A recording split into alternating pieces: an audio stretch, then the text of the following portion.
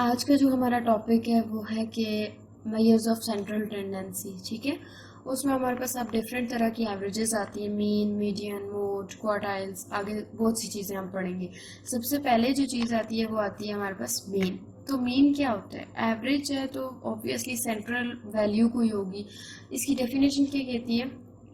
obtained by dividing the sum of n observations by number of observations। क्या हुआ कि आपके पास कुछ वैल्यूज हैं, ठीक है, x1 है, x2 है, x3 है, अप टू सो ऑन। तो उन सब वैल्यूज को आप सम करेंगे, ठीक है, up to so on xn, और डिवाइड कर देंगे उनके टोटल नंबर पे। लेट सपोज ये n टाइम्स है तो आप n पे डिवाइड कर देंगे, ठीक है। तो इसका जो अब दो तरह के आपके पास मेथड होते हैं, एक होता है ग्रुप मेथड और दूसरा होता है अनग्रुप मेथड। जो आपका अनग्रुप मेथड होता है, आपने याद रखना है कि जब भी फ्रीक्वेंसी आपके पास नहीं होती, आपकी क्लासेस बेशक बनी हुई है लेकिन आपकी जब फ्रीक्वेंसी नहीं है तो आप उसे कभी भी ये नहीं कह सकते कि ये आपका अनग्रुप डेटा है।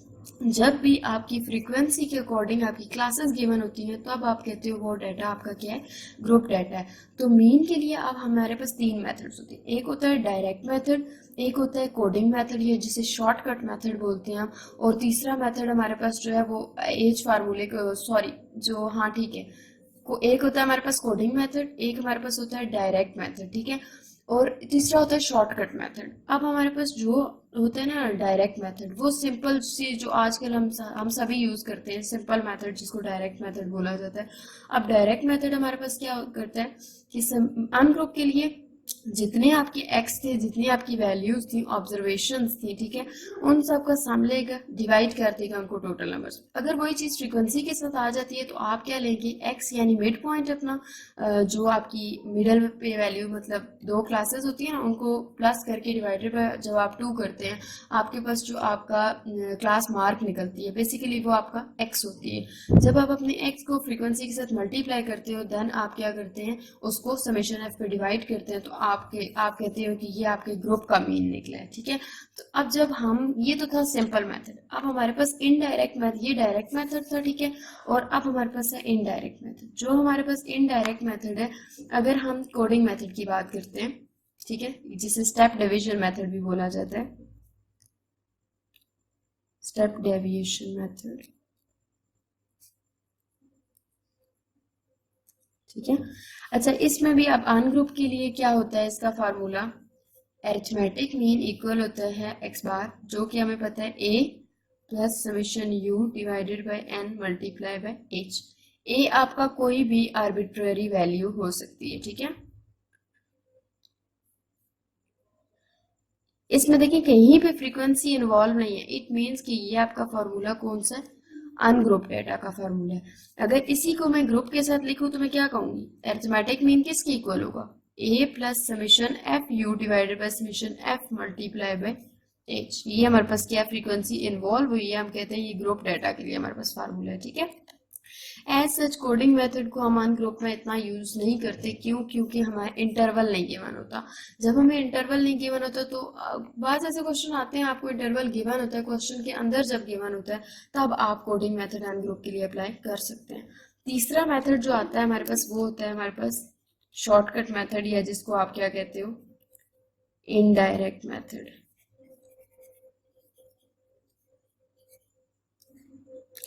इनडायरेक्ट मेथड में क्या होता है, इनडायरेक्ट मेथड में हमारे पास क्या होता है कि अरिथमेटिक मीन जो है ना वो इक्वल होता है a plus summation d divided by n.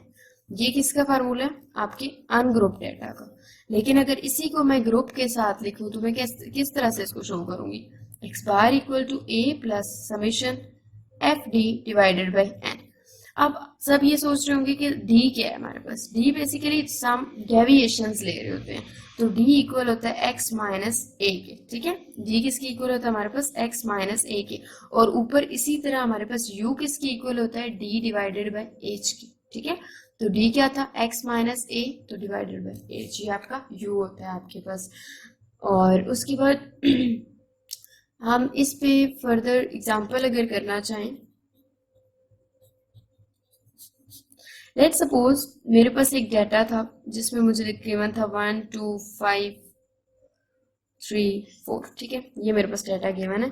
अब यहाँ पे मुझे पता है कि अगर मैं सिंपल मेथड से करूँ, डायरेक्ट मेथड है, तो मेरे पास क्या होगा, x1 plus x2 plus x3 plus x4 plus x5, total कितने नंबर्स हैं, 5। यहाँ से मैं कहती हूँ summation x divided by n, ठीक है। तो n क्या था, 5, समेशन x। अब इन सबको हम प्लस करेंगे, 1 प्लस 2, यहाँ पे कर लेते हैं, 1 plus 2 plus 5 plus 3 plus 4 divided by then 5, 1 plus 2 3, 3 plus 3 9, 10 14 18 divided by 5।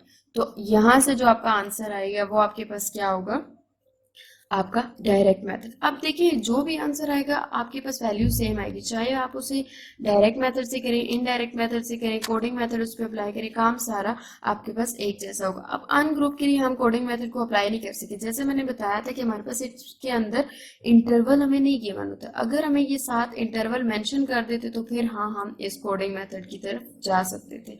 उसके अलावा आप इस पर इनडायरेक्ट मेथड भी अप्लाई करेंगे।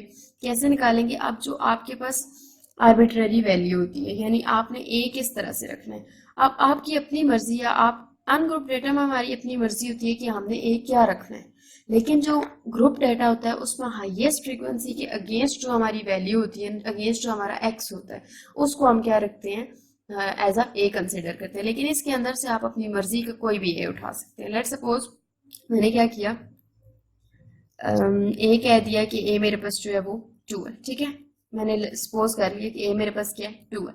अब एक्स बार में किस तरह से निकालूंगी, ए क्या है हमारे पास 2 plus summation of F D. सबसे पहले तो मुझे जाहिर सी बात है समेशन डी निकालना पड़ेगा, और डी की वैल्यू हमारे पास किस तरह से आती है, डी हमारे पास इक्वल होता है एक्स माइनस ए के, यानी एक्स वन माइनस ए होगा। एक्स वन की वैल्यू क्या थी 1 माइनस ए की वैल्यू क्या थी 2 प्लस एक्स टू की वैल्यू क्या थी हमारे पास 2 और ए की वैल्यू, प्लस x3 की वैल्यू क्या थी 5, x4 की वैल्यू क्या थी 3 और x5 की वैल्यू क्या थी ये।